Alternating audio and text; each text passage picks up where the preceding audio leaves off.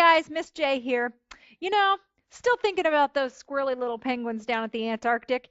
And we talked about the daddy penguins and how they stay there with the eggs and they're lined up and they're tightly packed and they vibrate back and forth. And then the mama penguins come and they take the babies over and the daddy penguins are free to move about. They slide past one another. But what happens after that? Well, the daddy penguins make their way to the ocean. And once they get in the ocean, they are so excited because they have not eaten or moved for 3 months. So they are crazy and they are all over the place and they are flying into the water and they're going any which way they want. Kind of made me think of gases. So let's go back to our particles talk about gases.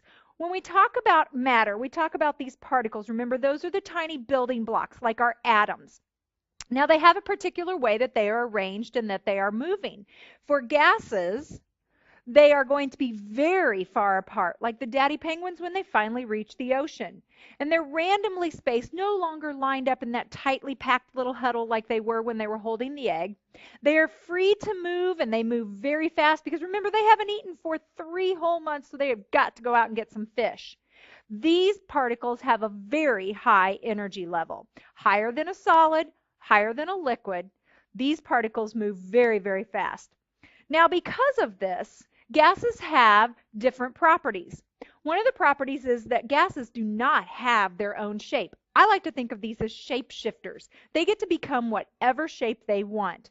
Whatever container a gas is in, that is the shape it will take. And they also don't have a definite size. They will fill up whatever container they have, no matter how big or how small. Let's show this as a demonstration. I have a balloon here, and in this balloon I have air. The air came from my lungs. So when it was in my lungs, it was the shape and size of my lungs. Then I blew the air into the balloon. Now it is the shape and size of the balloon. I'm going to take this balloon, I'm going to put it in another container, which is this bag. I'm going to remove as much of the extra air as I can. And then have a teeny tiny little hole here. I'm going to pop the balloon, so hang on. Now the air has taken the container's size, this baggie. So now it's taken the shape and size of the baggie. So it was my lungs, it was the balloon, now it's the baggie, and now it's the shape and size of the room.